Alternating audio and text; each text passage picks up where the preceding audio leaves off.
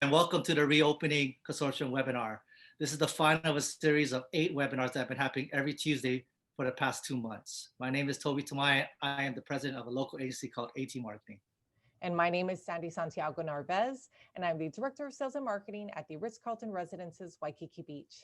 This series is a collaboration between the Travel Industry Management International and the Shidler College of Business Administration Alumni Association. This series was born from a simple discussion that evolved into the realization of a need. We needed to hear from our leaders in our various industries. We needed them together, united, and we needed their help in determining our own plans to reopen successfully. But ultimately, this series is about what you need. So please, if you have any questions for our panelists, go ahead and drop them in our Q&A box. Our moderators will monitor your questions and select as many as possible to review at the end of our webinar. These webinars were offered at no cost by the 2 alumni associations. They were designed to stimulate ideas for solutions that became implemented by key tourism leaders, large and small business owners, employees working in the tourism industry, college students studying the travel industry and related fields, and the general public. Topics include tourism, health, and safety, an update from our airline and hotel sector, restarting businesses in retail and dining, and a special webinar focused on the recovery of tourism from Japan. The goal of these seminars is to save small businesses, save jobs, and provide hope to our attendees with positive and forward-thinking messages. You can see all of our previous webinars at www.shidler.edu/reopeningtourism. Additionally, the Shidler College of Business recently started a new virtual fundraising campaign called Shidler Strong. Proceeds raised will help us to provide critical funds for our students and our programs to help us to perpetuate a legacy of excellence for the college. If Shidler has touched your life or you are receiving value from these webinars, we encourage you to give what you can. No gift is too small, and it helps us to move forward in creating a bright future for our community. Together, we can help keep Shidler strong. Since these seminars are during the day, we are featuring a local restaurant to highlight during our webinar. Today's restaurant is Dean and DeLuca. I'm eating this Kalamata olive and cheese bread loaf that they're selling Saturdays at the Kaka'ako Farmers Market. I would also like to mention the producers behind this webinar, Evan Leong, CEO of Brain Gain Hawaii, and Buddy Leong, Executive Director of Virtual Student Experiences. I got my Dean and DeLuca too. I'm surrounded by some swag today. You can't really see it, but it's there. And today I'm enjoying this Aloha Aina meal kit with quinoa beef Wellington, seared potato fondant, Opala Foods oyster mushrooms, and a roasted beef demi-glaze with a poached pear custard tart. Oh my gosh, I'm so excited for this. Dean and DeLuca does such an amazing job at supporting local by incorporating local ingredients into internationally appealing dishes. Man, that looks amazing. I actually got that over the weekend, and I already ordered next week's dish, which is going to be this truffle stuffed turkey. Yeah. Hey, let's get started. I read the majority of our speakers attended or are graduates of the University of Hawaii. So proud. I think that just proves that staying home for your college education can be very rewarding for those that choose that path. We are proud to be UH alumni. I'll sign off for a bit, and I'll see you guys at the end of this webinar. My last one. Oh, Toby. All right, let's get on to the webinar. I'll be moderating the speaker portion with Trevor Newman, Sales Manager at the Hawaii Convention Center. Welcome, Trevor. Thank you, Sandy, Toby, for the introductions. I look forward to this important discussion today. It's a very impacted industry in 2020. That's activities, events, and the wedding industry. We're just going to start with each speaker providing an update on their industry, impacts, pivots, and outlook. And following that, 2 current University of Hawaii students will moderate a panel discussion with questions generated by other students. And finally, I'll be back to moderate your questions, so please leave them in the Q&A box. Our first speakers today are the father-daughter duo of one of the largest event production companies in Hawaii. With 35 years of production experience, Current Affairs in Hawaii has pushed the boundaries to create experiences and design spaces that are a feast for the eyes and tantalize all the senses. With statewide service capabilities, the company has produced thousands of events across the Hawaiian Island chain that facilitate relationships and creates memories. The company specializes in event production, stage management, entertainment, venue management, lighting and sound, design and decor, as well as food and beverage. It specializes in events of all sizes, whether it's 50 guests or 5,000. CEO and founder Philip Richardson launched Current Affairs, formerly called International Catering Concepts, in 1984 and challenged the industry to elevate event experiences with imagination and innovation. And today, his daughter Tiffany Richardson runs the day-to-day operations and continues to grow and evolve the company to new levels of success. So welcome to the discussion, Philip and Tiffany. Thank you. Thank you very much. We're really thrilled to be here and honored.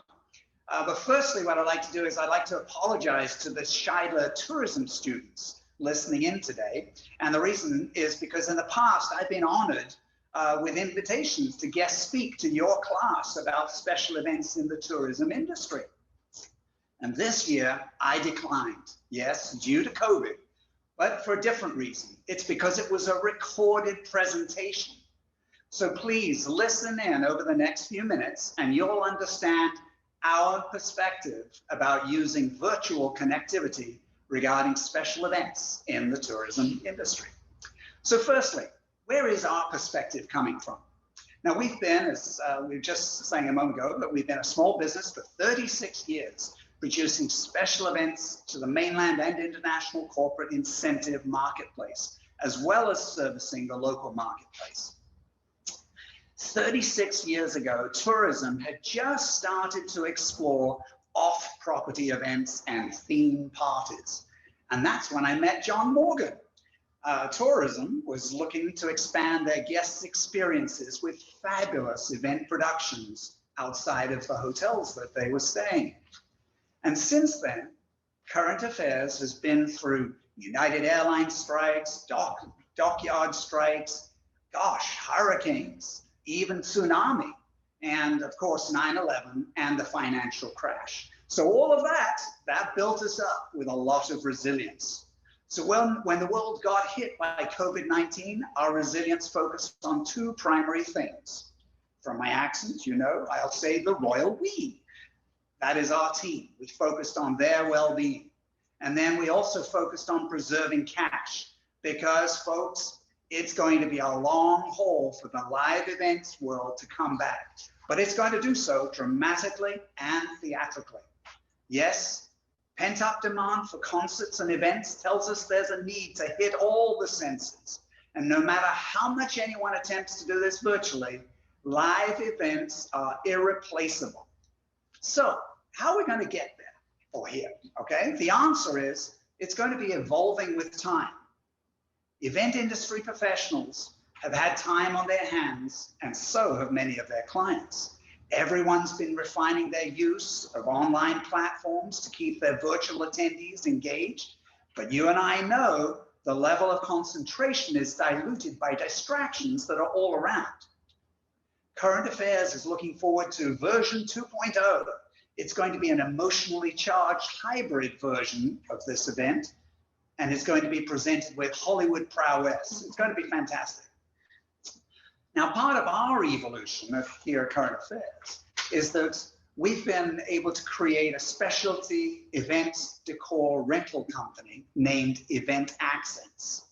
Event Accents will be servicing the corporate planners handling their own events.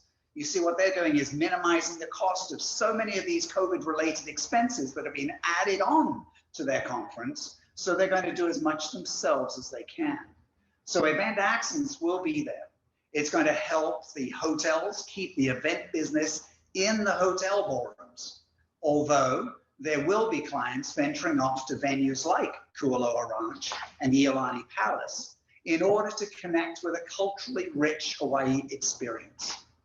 So meanwhile, our team at Current Affairs has been preparing for what will be needed by the marketplace when live events are mainstream again. Now, this includes studying what must be achieved for mainland corporations to invest in live events. We've all heard the health and safety protocol checklist touted by hotels and airlines. Even during this webinar series, we've heard a lot of it. And they receive hundreds of people at a time. Yet there is government reticence for live events. And why is that? Well, let's talk truth. Events, concerts, weddings, and parties, they're regarded as a time to cut loose and have fun. Whoa. Now that means it's a catalyst for another COVID spike. However, it's important we help government differentiate between corporate organized events and social cut loose events. There's a big difference. No one wants another shutdown, especially hotels and restaurants. So they will be maintaining their policies. Success, well, it's defined as no spikes. And that then will evolve with this question, still embracing the mantra, what can be added to create an exceptional experience? And the mantra is, be safe, Hawaii.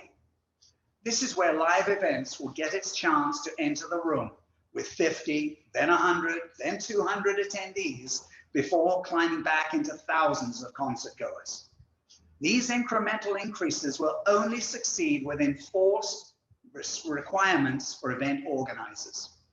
Undoubtedly, there will be challenges. Even crowd control pre-COVID, there's the frenzy of arrivals, and now organizers need to temper their hospitality with even more control because guests might forget or neglect the safety protocols during the event.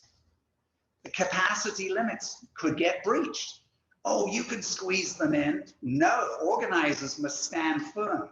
So government knows that the event industry is serious about getting solidly back on its feet again. And finally, remember, whatever we've just learned in the last couple of months, it's going to be outdated in a month or two. And to state the obvious, evolution is an ongoing effort. Now, this evolution, it cannot be taken lightly. Indeed, the very revival of Hawaii's tourism is under scrutiny by our community. Tourism is open and it could become a free-for-all as more gatherings take place legally or illegally, because we all need to make up for lost revenue. But no, as Pono Shin said, he implied everything we do moving tourism forward, it must be made with mana, the power of sense and sensibility, moving from quantity towards quality. And quality is an intentional act. And adding events back into the mix is vital to provide visitors exceptional experiences. So let us conclude with the action steps to meet the convention market's expectations. Some meeting planners will want a vaccine in place, and they'll want to see success with Hawaii's testing policies. The events industry needs to embrace the health and safety policies that come with COVID restrictions. And by conducting events in this fashion, we are in fact training or exposing all guests to the new normal for group gatherings. A corporate meeting planner's biggest nightmare is the unknown, whether it be a poorly managed COVID prevention plan or go to the other extreme where things get out of hand with the speculation the floodgates will open up due to pent-up demand. Now, to manage these concerns, our local events industry is forming a coalition of industry experts in an effort to give our city and state government a well-defined path forward to open up events and concerts again, legally and effectively. And this will not be exclusive to one company.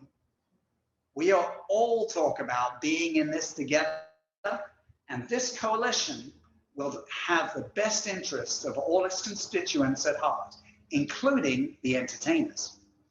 Now, for instance, we will recommend event venues, hotels, concert venues, and Terry, the convention center. We're going to adopt the same uniform COVID-related policies from one venue to the next.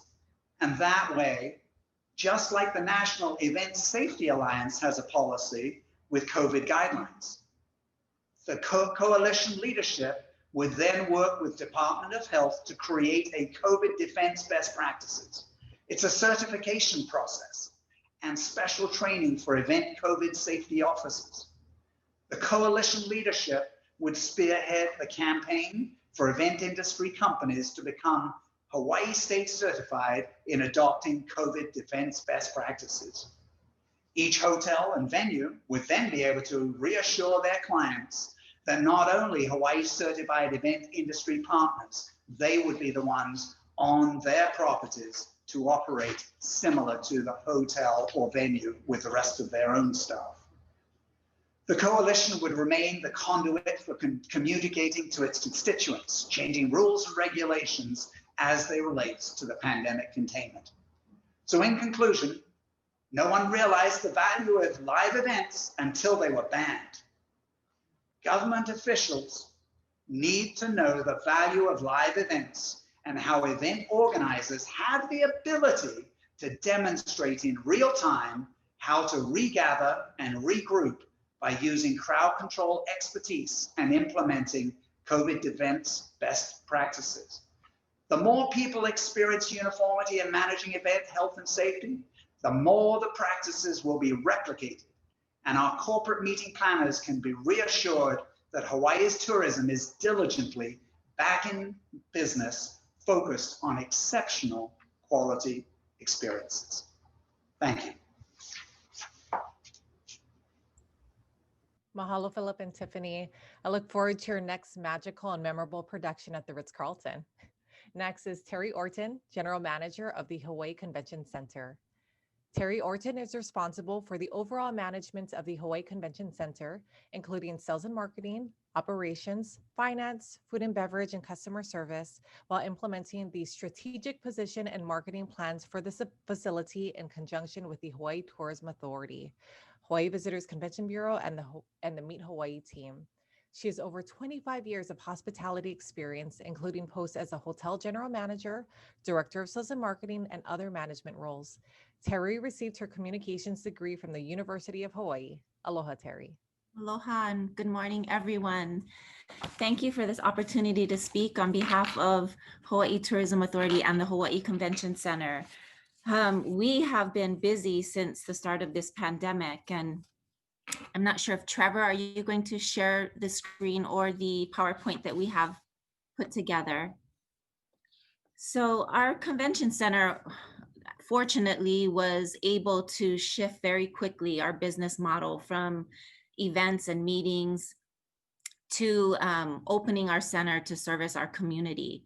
So since the start of the pandemic, as our business started to cancel with travel restrictions put in place, we quickly shifted our business model to opening our convention center to service our community through the unemployment office moved in to utilize our space to expand their offices. And that was to be compliant with the social distancing restrictions that were put in place. So from the start of the pandemic, we were really quickly moving to putting in all of our safety and health protocols in our center. Starting as early as April 1st, we had Department of Labor that moved in about 350 workstations. And then probably a few months after that, Department of Health moved in with a few hundred workstations for contract tracing. And then we also had the Office of Elections that moved into our exhibit hall space to do voter ballot counting for the primary and for general election. So for us at the convention center, it was really expediting these health and safety protocols and tweaking it along the way. We've had 8 months now to improve and to add to our health and safety protocols. And fortunately for us, knock on wood, we haven't had any COVID cases, housing hundreds of people on a daily basis. I mean, we're open 7 days a week as extended office space to the state agencies. So I'm going to run you through a quick PowerPoint, more or less to give you some visuals of what we implemented at our center. So you're looking at here is, signage throughout our building is communicating upon arrival what to expect. And so we've put together an opening plan for all meeting planners and for any attendee to access via our website so that they are not caught off guard. When they arrive to our convention center, they know exactly what protocols are in place and what they need to adhere to once entering our building. So upon entry, everyone must enter through a temperature screening checkpoint. Masks are required at all times throughout the building. And then of course, practicing social distancing, and there's signage everywhere throughout our building. We've also put in place, next slide, please, Trevor.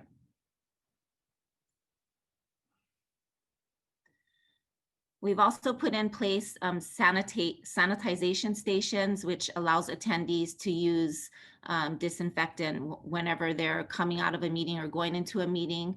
We've purchased state-of-the-art equipment, electrostatic disinfecting sprayers that allows us to spray frequently used areas throughout the building frequently. I mean, every hour we have high touch points that we try to clean throughout the course of the day to ensure that any area that an attendee may touch, like a doorknob or a handrail on an escalator, that we clean that every hour.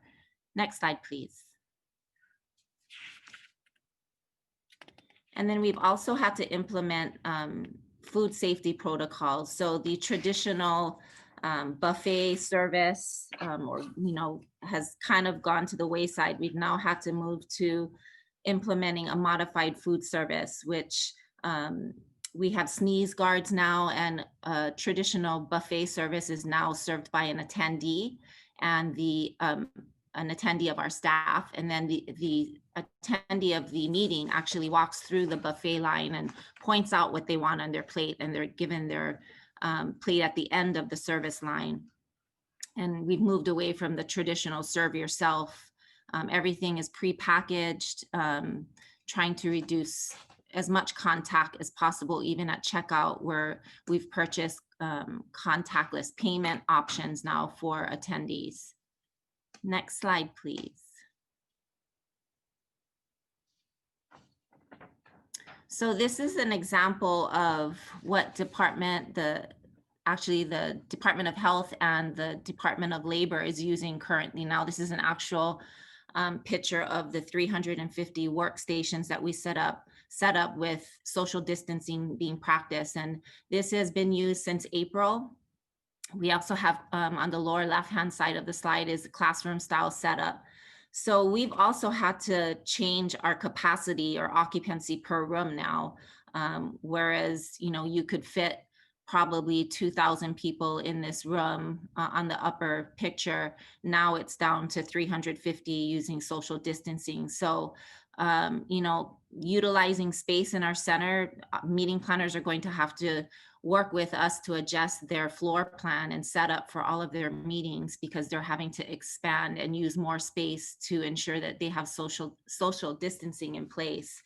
And it varies by room and by setup. So if whether it's banquet rounds or classroom style or theater style, and then the occupancy levels change. So it's quite an adjustment for us and for meeting planners when planning their meetings now.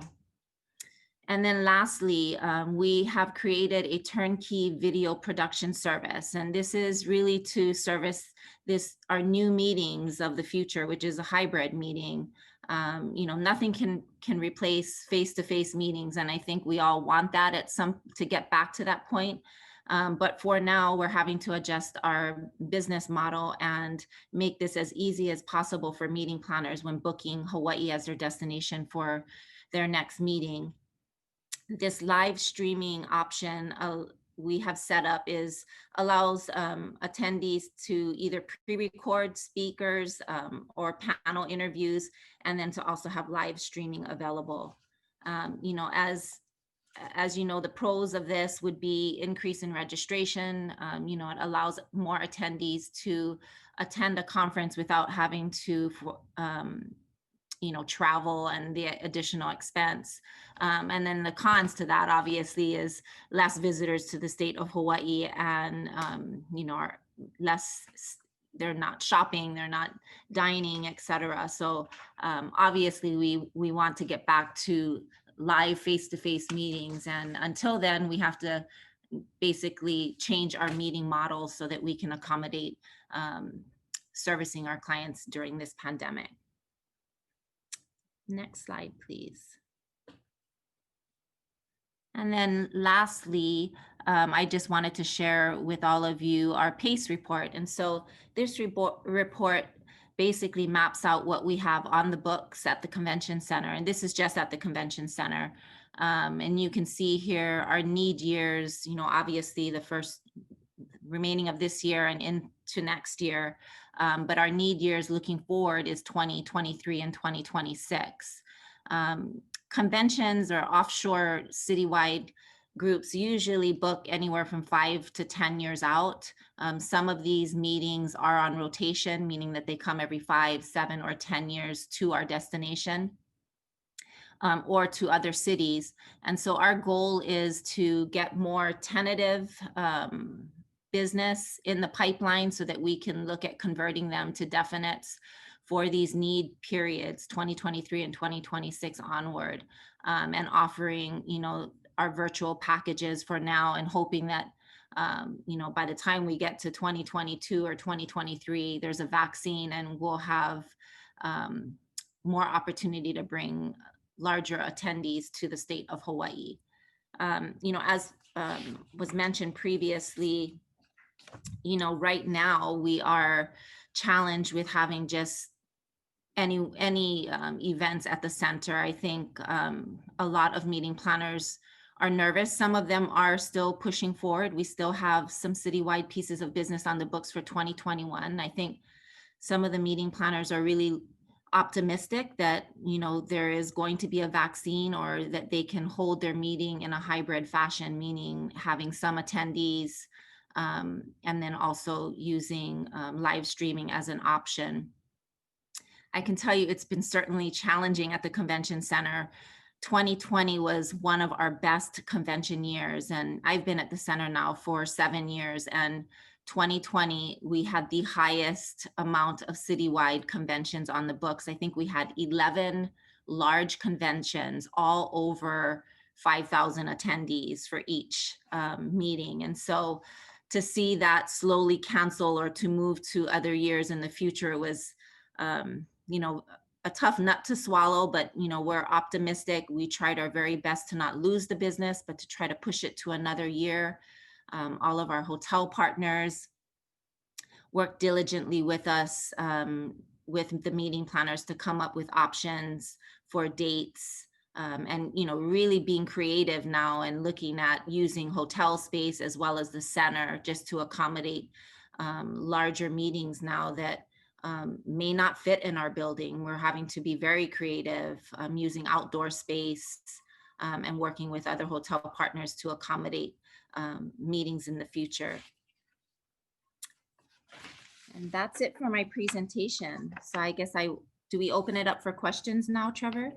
No, I'll take it from here. Thanks, Terry. I'm honestly, I'm proud to be part of your team. We definitely have put a lot of things in place, so we're looking forward to getting back to business. Absolutely, thank you. So next we'll have John Morgan, president of Kualoa Ranch. He started his work career at Kualoa Ranch in 1971 as a part-time laborer. He became manager of the family-owned company in 1981, and when the company only employed 8 people. He then diversified outdoor recreation operations at the ranch in 1985, and since then, Kualoa Ranch has grown to employ 360 people. Its primary endeavors are cattle ranching, diversified agriculture, outdoor recreation, education, and real estate. John studied at the University of Hawaii, majoring in economics. Mahalo for joining the conversation, John. Thanks, Trevor. This is a great honor to be a part of this panel, especially I've got a couple of old friends and actually mentors. Philip and Terry and Paula are old friends, and everybody in this panel is great.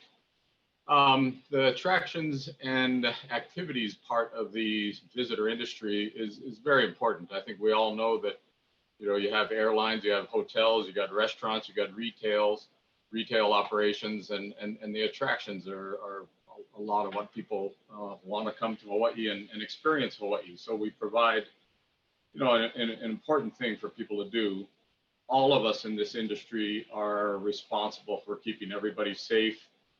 Honestly, I feel like this is not where the spread is going to occur, but it's incumbent upon all of us. We shut down on March 16th and open up on June 1st. The first time we shut down again.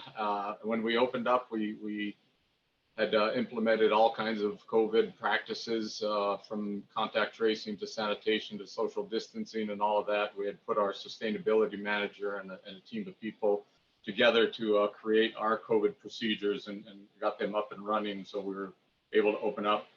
When we're open up again in late September after the shutdown, we've been slowly building over time since then. To give a little understanding of our scope of operations, before COVID, we had 5 different activities: horseback rides, ATV rides, a zip line, electric assist mountain bikes, kayaks. We had 6 different tours of the ranch. You know, the ranch is a large place, almost 4,000 acres with 3 ahupua'a. And so the 6 different tours, each of the activities and the tours would go out at multiple times a day. And so we were accommodate up to 2,000 people a day on a busy day. So so that was us before COVID. After COVID, we've pivoted. We've had to pivot like everybody else. Now we dropped the kayaks. We only offer 4 activities and 3 tours, all with greatly diminished offerings per day, just so we could keep our costs under control and basically meet the demands of the market. When we first opened, it was primarily local people. We actually discounted 30 to 40% almost across the board just to get people in the doors, to keep our employees busy. And even though we're still losing money, it was worthwhile for us to open, mainly because we thought that we could do it safely. We're an outdoor activity destination, and because of our COVID procedures and the nature of our activities, we thought, and we continue to think that you know, things are our customers and our employees really appreciate the procedures. So now, as we've built back a little bit since October 15th, as tourism starts to come back, we're accommodating on a really busy day up to 700 people a day. So that's still with a mix of locals and visitors. As far as product pivoting, you know, one of the things that we did was we had one of our tours, we called it the Premier Movie Sites Tour, and we pivoted to something we call the Jurassic Adventure Tour. We were able to, the first tour had enclosed vehicles and relatively limited capacity. And so we went to an open vehicle with a bigger capacity so we could social distance in the vehicle. So that was one of our pivots on the tour side. Another pivot that we're working on right now, the industry is asking for a Malama program. I think we all know John DeFries, who's the right leader for Hawaii's tourist industry at this time. He and the industry are basically, you know, putting forth the notion that, you know, it's all of our kuleana to Malama each other, Malama the aina, Malama the culture, Malama everything. And so there is a demand for a Malama program. We're still working on it. We're working on a higher price point and a longer duration, or a lower price point and a shorter duration tour. But there's moves with the hotels. There's a demand by the hotels to come up with something like this. So this is what we're working on as far as a pivot. We're also not kind of sitting there waiting and for things to come back. We're actually doubling down on what we think are some of the key attributes of Kuloa Ranch and what customers are looking for. Basically, the Hawaiian culture, agriculture, and stewardship of the property. You know, everybody comes to Hawaii and they value the natural environment, they value the culture, and as an agricultural operation. And when I say doubling down, we're continuing to invest in these parts of the operation just because we think our customers value it. And so we're continuing to do kind of investments in the land and in these type of operations just to create more value, you know, both to us and to our guests and our customers. As far as our F&B operations, like Terry had said, you know, we are no longer doing the buffets that we used to have. We used to have 2 different buffets for different customer groups. We've discontinued all of that. We've increased a lot of our grab and go, and otherwise we we allow customers to get takeout through what we call the hotline, where you order it and you take it out. Another part of our operations, as Philippa alluded to, was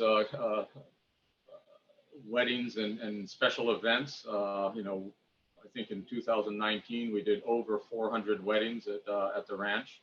We're just a venue. We don't do all of the production and everything, and so all of those have canceled. We've pivoted a little bit. We've done some elopements, so we're going to see as things progress, as the group size, as we're allowed to do group sizes, bigger group sizes. Sports events have all canceled. We do 3 big sports events a year, and so that's all canceled. One of the things that we also pivoted with is with our agricultural operations. When everything shut down, we converted. We still had to. We produce pigs. We produce beef. We produce shrimp. We produce tilapia. We produce all kinds of different things at the ranch. We started off with a farm to car program every Friday, and that was well received. And after a while, we pivoted to our own farmers market, and actually we're very surprised and grateful for the amount of local support that we have. It's open like the ranch now, only 4 days a week. We're closed Monday, Tuesday, Wednesday. We're thinking about going to opening on Wednesday. But the ag farmers market has been a great new development for us, and we expect to continue our direct to the consumer farmers market after things actually come back to normal, whenever normal is. So anyway, I know we're running a little behind time, and so I'll just wrap it up. But I want to say that you know, again, with the situation that everybody's faced with, it's incumbent on all of us to make sure that we do a good job at malama everything, malama each other, malama our staff, our families, malama our guests, the land. It's just it's a wonderful thing.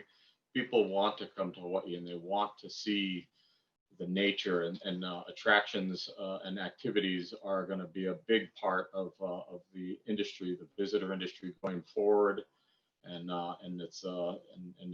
we're looking forward to getting back to a bigger, more robust economy. Thank you. Mahalo, John. I look forward to visiting the ranch again soon. We look forward to it. Oh, thank you. I'll bring the kids. Paula Kana is next. She is the executive director with the Friends of Iolani Palace and is much known for her 30+ years as a broadcast journalist for KITV Island News. Paula is a graduate of the Kamehameha Schools and the University of Hawaii at Manoa, where she received her Bachelor of Arts degree in journalism. Paula has served with a number of local nonprofit organizations over the years, including the board of directors for YMCA Metro Honolulu and Ma'o Farms, and is a member of the Hawaiian Civic Club of Honolulu. She has also volunteered with the Polynesian Voyaging Society for many years, working on education initiatives, voyaging planning, and fundraising efforts. Thank you for joining us today, Paula. Thank you. Excited to be here. I think these have been absolutely terrific, what you've been putting on. And I thank you for allowing me to be here.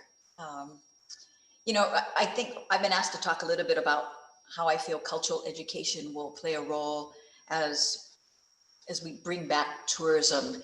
And I think it kind of goes back to pre-COVID in many ways.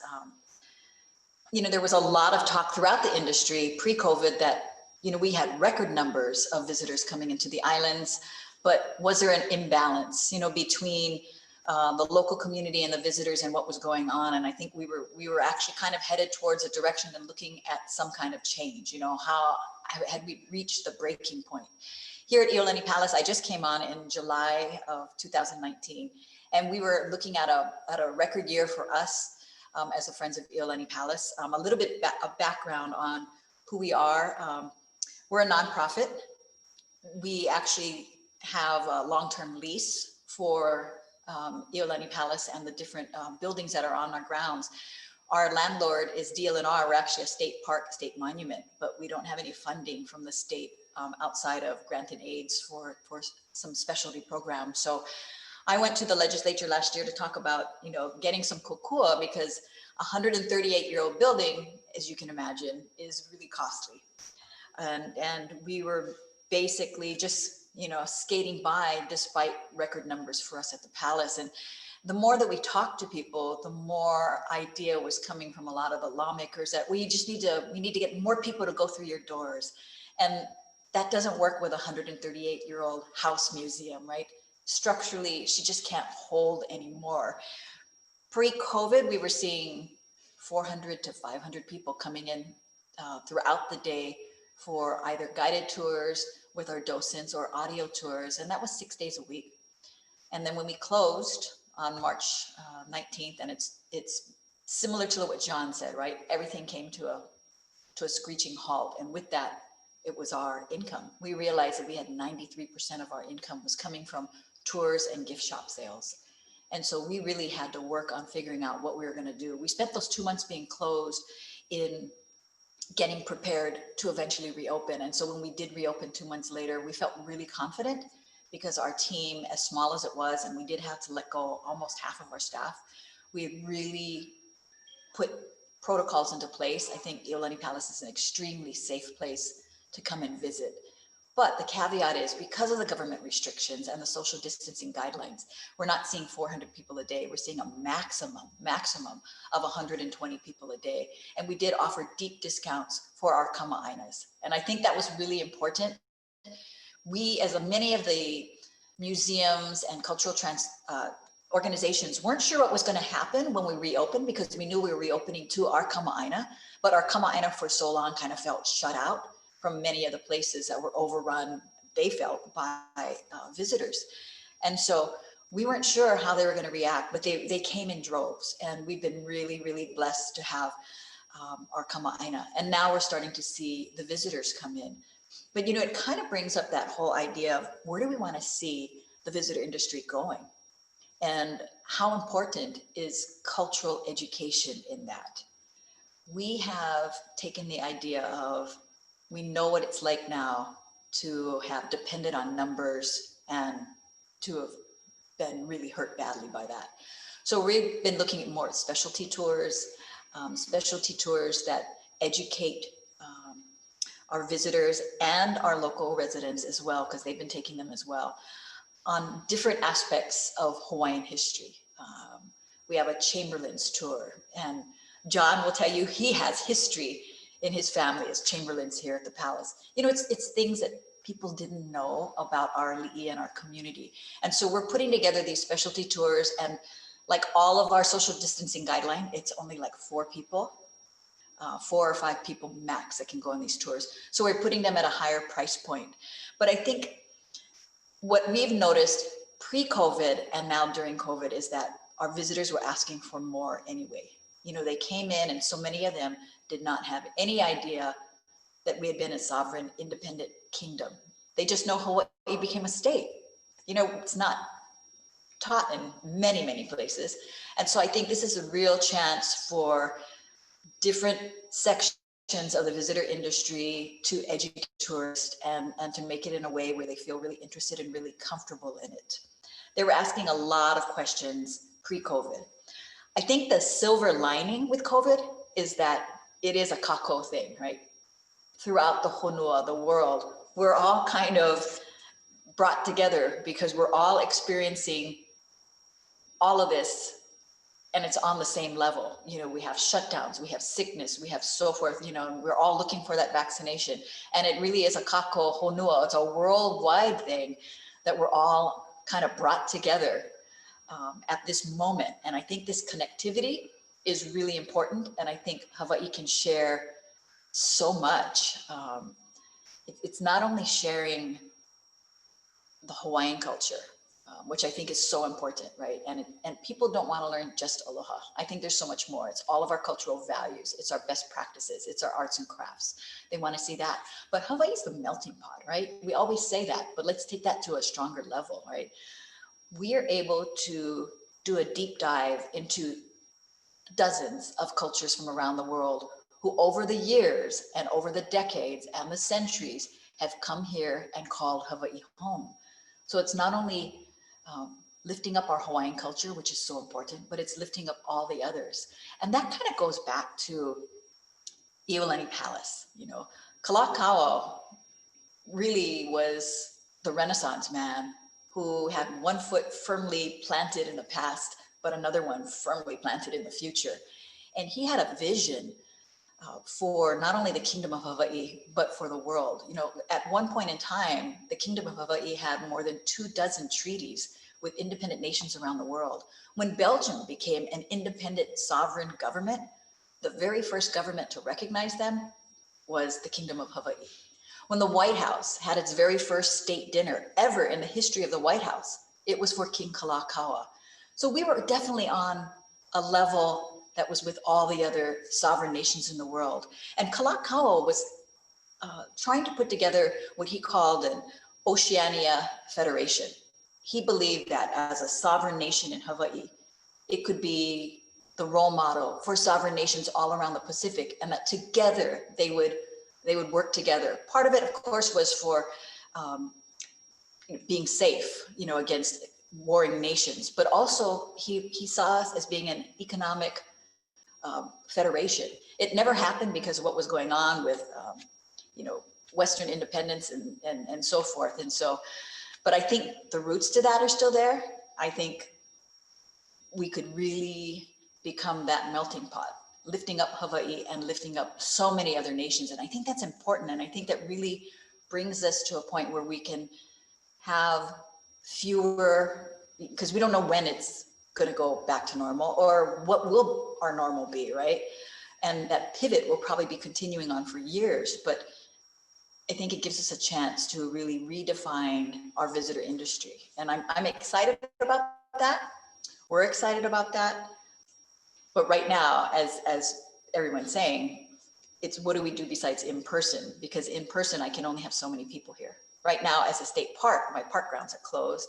Philip is our wonderful events coordinator here, and he'll tell you, we can't have events here right now.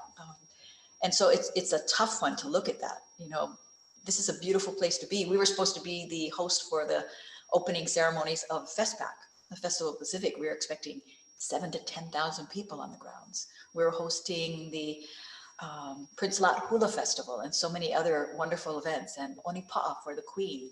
And all of that has had to go away and turn to something virtual. I can tell you that we've been getting phone calls from people who are looking to do events later in the year. We have a couple of weddings that are booked for later in the year, but they all know that they may have to completely change their ideas depending on where we are with COVID. We do have a virtual tour that's online. It's a 3D virtual tour of the palace. But what we found out was that Iolani Palace is a 138-year-old home, and she's not Wi-Fi friendly. And we're not really a high-tech organization. We're working on it though. So we've been bringing in people to take a look and see what we can and can't do to try to boost our connectivity that way, so that we can start monetizing and sharing so many other things with Hawaii and the world. And there's so many issues that we have to face being a leaseholder of the state for this property. We can't trench to put in, you know, fiber optics or anything like that. So we're working on that. We're working on some amazing school tours for our keiki that range from kindergarten all the way through, you know, little kids learning about who are ali'i, what is a kahili, what is aloha, all the way up to kingdom diplomacy, and, you know, for the upper level children. So we're working on that and working around how to make that virtual. But we keep getting so many requests from people around the world who want to be able to tour the palace virtually. And so we're working on that.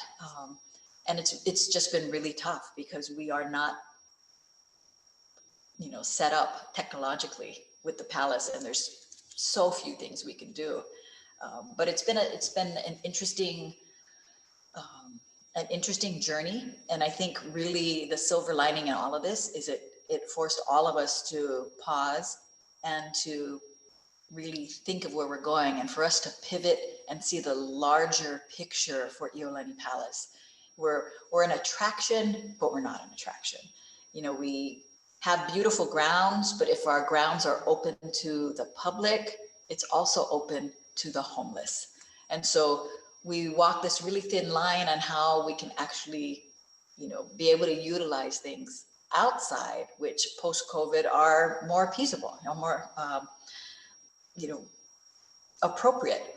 And so we're unable to do that right now. And so it's really making us think and dive deep. But there's so much more that the Palace has to share. And I really think the Palace is a special place, and there are so many cultural treasures throughout the islands, Hawaiian and non-Hawaiian, that we can be sharing with our visitor industry. And I think that's just really important. We've been seeing visitors come in though, and they've been wearing their masks. You know, that was our biggest fear as well, was will they wear their mask? Will we see the people coming in saying, I don't have to wear a mask? But luckily we haven't had that problem so far, and I knock on wood that we won't, because we really try to lead by the Queen's vision of kapu aloha and welcoming everyone and sharing everything that we have to share with them here at this remarkable place. So knock on wood, as soon as we can get a lot of that IT kind of things straightened out, those technological problems in this remarkable building, then we're gonna really try to launch her as a cultural and educational platform. Who better to learn about STEM education than from the STEM educator and promoter himself, Kalakaua, you know, who spent a week with Thomas Edison, brought electricity to the palace 4 years before the White House. Who better to learn kingdom diplomacy and kapu aloha than through Kalakaua and Liliuokalani? Who better to learn about how to give and continue to give to your people than Queen Kapi'olani and Queen Emma and the hospitals that they set up? There's so many lessons that we can share through the eyes of the people who walk through the hallways here. And of course, it'll be a virtual share. We just need to get to that point as well. So that's what we are working on at the Palace. But we've been really doing as well as we can with the social distancing and the government restrictions, and just hoping to see us, you know, get to tier 3 someday. Anyway, that's about all for me right now. I look forward to talking with you during the panel. Thanks, Paulo. We look forward to seeing the virtual, but of course being there in person. Next, we have Julie Aragaki. She's one of the most influential executives in Hawaii's wedding industry. She is the owner and publisher of Hawaii Wedding Style magazine, founder of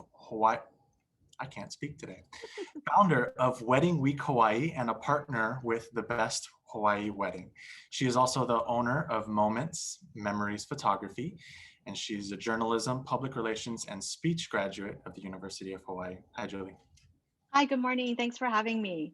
I'm so excited to share our wedding market recovery plan post-pandemic. So let me start with sharing a video with you to kind of explain what our thoughts are on this.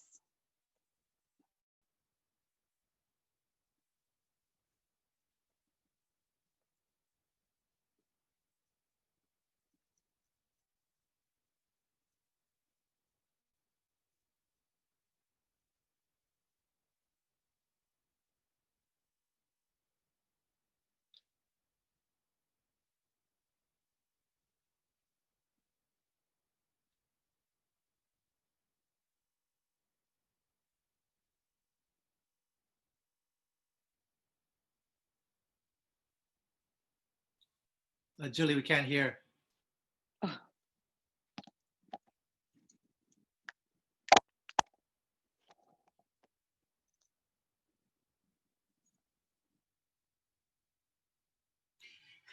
Turn the mic on the video. Okay, hold on 1 second. Let me start this again. Sorry about that, guys. Let me just.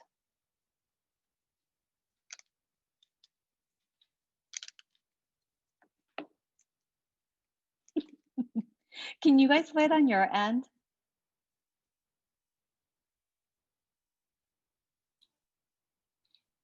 I think you just got to click on the speaker on the bottom of the video. Is that good? Can we, hold on. No, it says it's off. It was on. Can you guys play it on your end? Yeah, we can try. Can you unshare your screen? Thank you. Okay, sorry about that, guys. All right, we'll try this.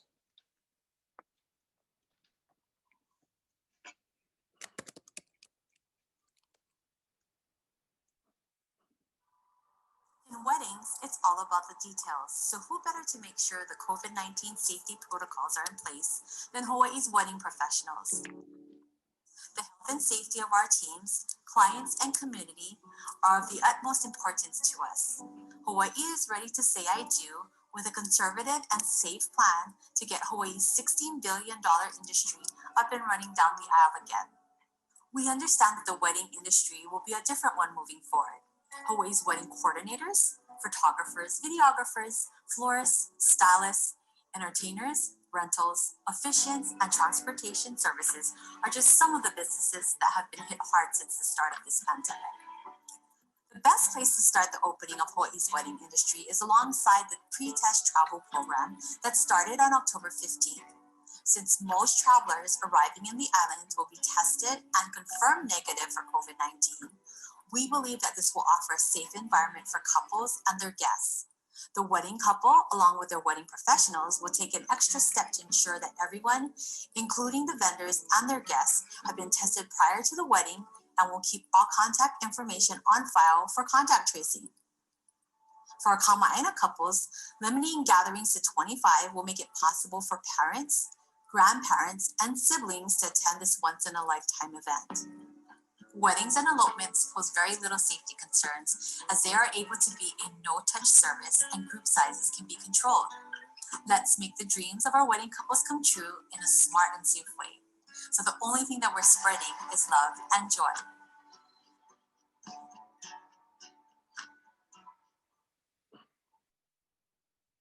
Thank you.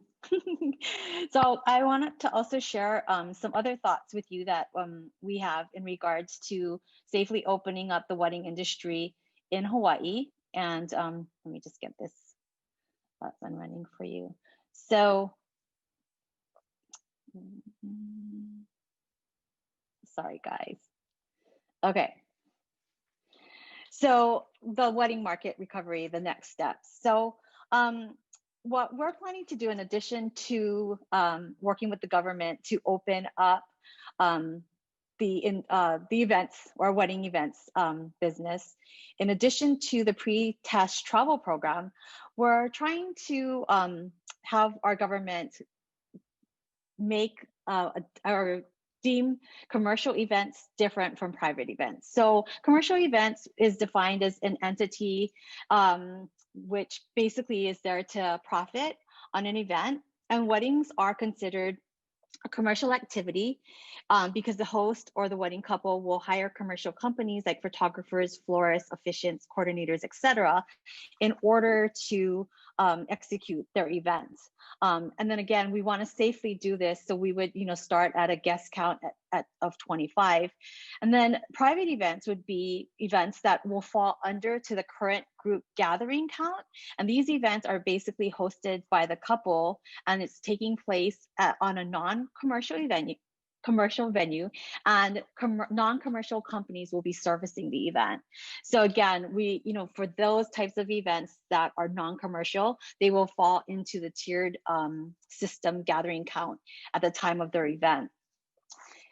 In addition to that, we are also working with the Chamber of Commerce of Hawaii, Small Business Advisory Group, and we're coming up with a Gold Star program that the governor was really interested in learning more about. And basically, what that is, and it doesn't only include the wedding industry, but it's all businesses across the board. But what it is we're going to be setting up COVID procedures and guidelines that all businesses have to follow in their specific industry. And once they receive their gold star, they'll be able to stay open if we went back to tier 1 where we're in another shutdown. So we're in the process of working with Governor Ige, Lieutenant Governor, some of the senators and representatives to get this gold star program going. And so we will be keeping you posted as far as how that program is going as well. So basically, the effects of the pandemic, as you know, it's been an economic disaster for our industry.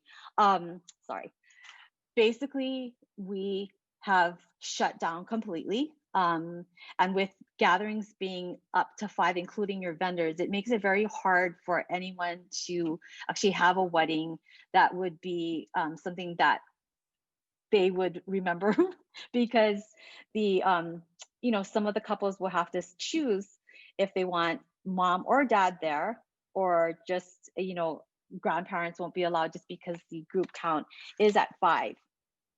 So in addition to that, we've had several wedding specialists that have to move off island because they no longer can do business here. And we had a lot of them also pivot industries as well. So there was a lot of economic effect to the shutdown of events during the pandemic. And then as we all know that the Japanese market is very, very, lucrative in our state. And basically all the Japanese weddings have been kind of put on hold. Right now they're staying till March, but depending on, how we're opening up, that will possibly be pushed back to later on during the year. So as far as what's new in weddings, because of the pandemic, we've had micro weddings happening. And with the micro weddings, we actually also created Me and You Just as 2 packages. So basically it's just an elopement with the minister and the couple.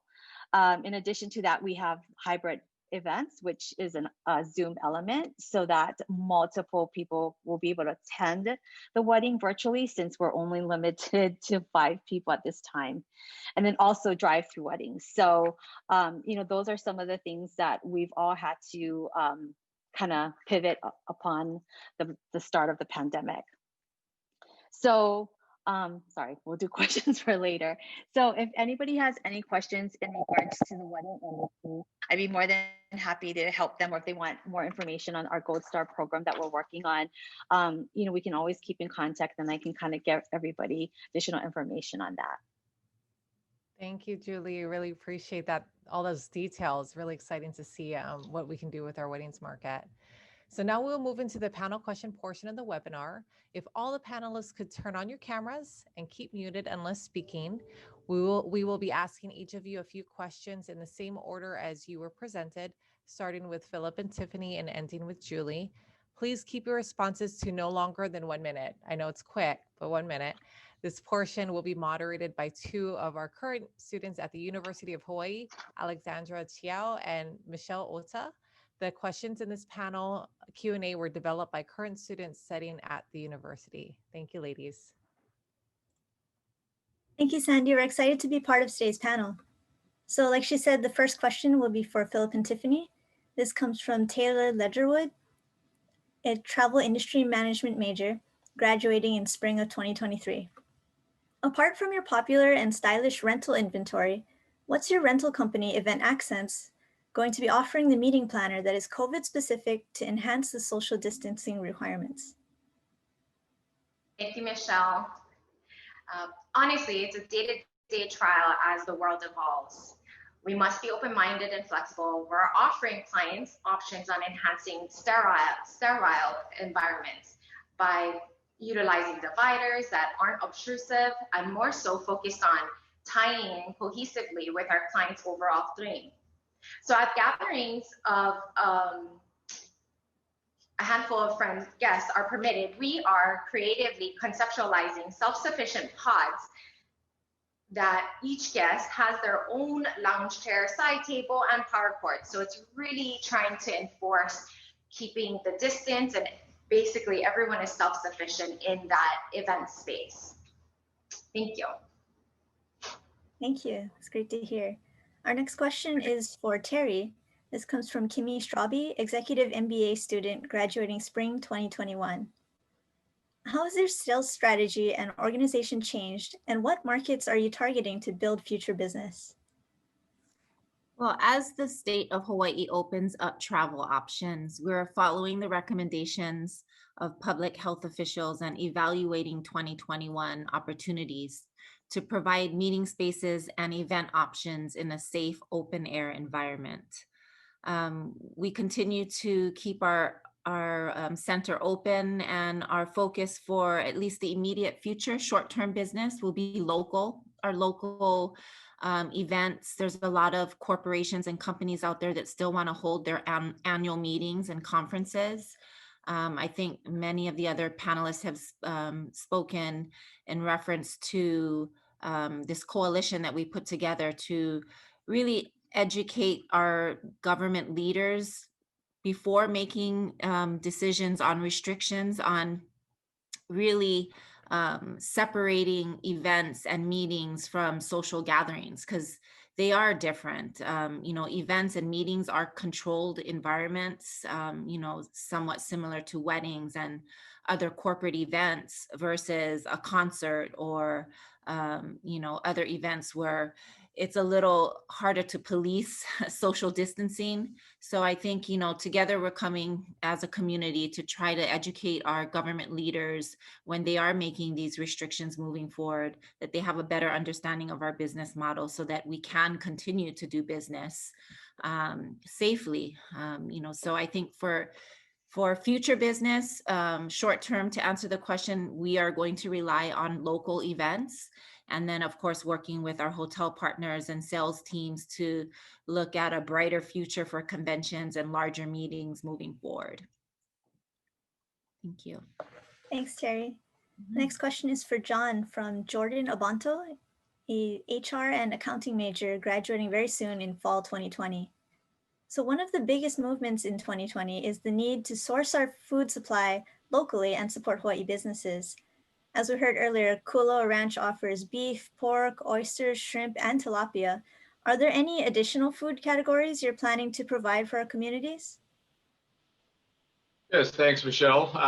Yeah, we already do provide other food. We have eggs, ulu, taro, banana, papaya, cacao, and some exotic fruits like dragon fruit and other things. We got quite a lot of ulu that's planted, and one of our bigger initiatives is looking for value-added products that we can increase the market value. We're always open to ideas. Restaurants are key customers of ours, but we get our ideas from the public sometimes. We're hoping that somebody will come up with an efficient way to make ulu vodka. That would be a great sexy crop, if you want to call it that. But anyway, that's part of our ag expansion. Again, our business model is also integrating agriculture with tourism, so we're a lot more inclined to expand ag when we can integrate it into tours. So value-added products and integration into tours is very helpful in expanding agriculture for us. Thanks. Thanks, John. That's amazing. I personally didn't know about all of the agricultural offerings. Next, we have a question for Paula from Quinn Sumida, another travel industry management major, graduating in spring 2024. So with children around the world being affected academically by this pandemic, visitors traveling here to Hawaii may find opportunity during their stay to create a learning experience for their children. What enriching activities or experiences would you recommend for our visiting families to do when staying here on the islands? Oh, I have to think back to my kids who are way beyond that now. I do have grandchildren who unfortunately live all the way in Minnesota. So when they do come here, there's things that I really like them to see. One, Iolani Palace.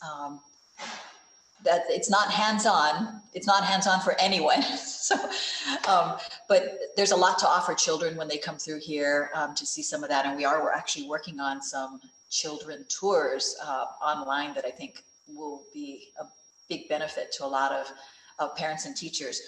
But when my granddaughter came here, a couple of the things that I was really interested in sharing with her is the Children's Discovery Center, going to Bishop Museum, and also being part of the Voyage Hokulea was one of the days that they had open to the public.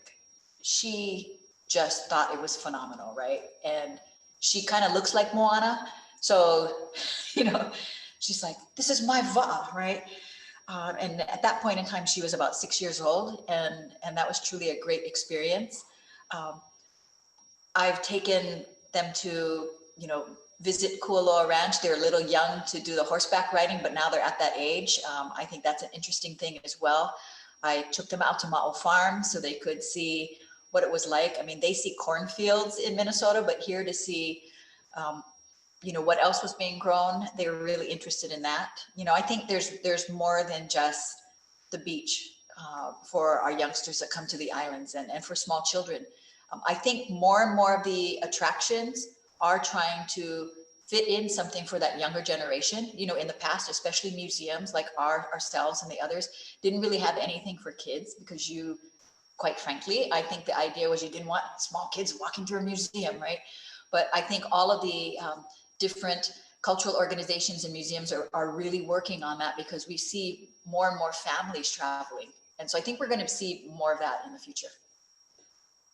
Thanks, Paula. Those are a lot of options. Really great. And finally, we have a question for Julie from Kayla Maki, a human resources major, graduating also fall 2020. Are there contingency plans for 2021 in place for the wedding and event businesses if we do return to a lockdown status? So hopefully we will be able to get our Gold Star program in place so that we would be able to follow our own set of rules in order to stay open during another shutdown and to be able to facilitate their wedding event. But, you know, since COVID started, I think we've all learned in the industry how to be very, very, very flexible. And I think also too, the couples have also learned the word flexibility. I know at the beginning of the pandemic, when we were kind of shuffling, we had to shuffle events around or reschedule, the reactions that you would get from, you know, some of the brides and grooms, of course, you know, it was devastating for them because they had worked all this time to plan their event. And so the reaction was a little bit, I guess, hard for them, and it wasn't a real positive thing, I guess. But now, as you know, we have some events that are going into their third reschedule. And I think at this point, everyone is just at the point where that's just part of life and we all need to be flexible. And the more flexible we are, it seems that, you know, we'll be able to overcome executing their events. You know, and some of them have chosen to just elope, and then when things open up again to larger groups, they'll go ahead and go back to hopefully plan a gathering of 50 or more. So yeah, things will be different, but you know, it's flexibility that we all need to kind of work with at this time, especially for events. Thank you, Julie. Yes, hopefully we won't see another lockdown in the future. And I'll pass things over to Alex. She'll be asking the next round of panel questions. Thank you, Michelle. So the next question is for Philip and Tiffany. It's from Aaron Rowe, an executive MBA student graduating in spring 2021. What are your thoughts on creating a mix of virtual and in-person events? For example, an incentive travel event could have both employees traveling to Hawaii and employees staying home to participate virtually. Thank you. So as my dad mentioned earlier, we see a hybrid event evolving. However, that will take a different format based on the type of event. For instance, a seminar training experience with exhibitions and real-time engagement with lecturers and exhibitors. This will be very different to an incentive group's hybrid event where the virtual attendee will just get a taste of what is going on and may not end up engaging with the physical attendees. Basically, an incentive experience focuses on the top salespeople and should only tease the virtual attendees to sell better next year. Thank you. Thank you so much for that insight. Our next question is for Terry. It's from Isaiah Sabi, a finance major graduating in spring 2021. Meetings and conventions are usually attended by thousands of attendees from all over the world. Do you expect these attendees to be cautious about coming to Hawaii and to a large convention? Absolutely. I think attendees are naturally going to be very cautious about traveling right now, especially knowing that, you know, large gatherings could potentially be a risk to, you know, expose themselves. And so I think communication and educating our attendees to what we are doing as a destination to ensure a safe travel to Hawaii, to start off with, safe transportation. You know, every sector of travel is implementing safety and health protocols now. And I think we just need to ensure that those that are considering Hawaii for a meeting, that they are comfortable with what everyone has put in place to ensure a safe environment for them as a destination. I mean, we're all in this together. It's not just the Hawaii Convention Center, you know, cleaning and sanitizing and putting up sneeze guards. It's from the moment they step off the plane, they have to feel a sense of security that Hawaii's got this dialed in from the moment they step off the plane and through the airport to the time they get into the taxi cab or tour bus, to the time they get to their hotel, and then to the time that they attend the meeting. I think it's, you know, communication, and more communication, and ensuring that they feel comfortable selecting us as a destination. You know, and of course, there are going to be changes to our business model in the meetings market. It's looking at hybrid for now. And, you know, hopefully that, I think that will always be an option moving forward. We've kind of pushed ourselves into this position of being more advanced in technology sooner than later. I mean, I think hybrid meetings were always going to be a thing of the future. I think it's just pushed us there faster. But, you know, to what Philip has mentioned, there's nothing like face-to-face meetings and gatherings. There's a sense of connectivity and engagement that you can't get through a Zoom call. And I think, you know, although hybrid will be available, you know, streaming options for those that can't travel, I think once we start to get this pandemic under control and we can ensure that our customers and visitors look at us as a safe destination, I think they always will want to come and to be able to touch and feel and smell and experience Hawaii the way we all want them to. So, you know, I think for us, it's providing options short term, and then obviously looking at modified business for meeting model for the future, and always wanting to bring people to Hawaii. And, you know, I think in time, Hawaii will always be a sought off destination regardless. I think most people, like it was mentioned earlier, there's a lot of frustration built up with lockdowns and restrictions. I think once we get to a point of, you know, less restrictions, people are going to want to travel. I mean, I myself can't wait. So thank you. Thank you, Terry. Agreed. I still think people are going to want to come travel to Hawaii, and I know I can't wait to go and travel to the rest of the world as well. Our next question is for John. It's from Jonathan Delahoy, an executive MBA student graduating in spring 2021. Have you noticed the change in the type of tours and activities being booked now that our visitor arrivals are increasing? If so, what activities are gaining in popularity, and has there been a change in our visitor demographic?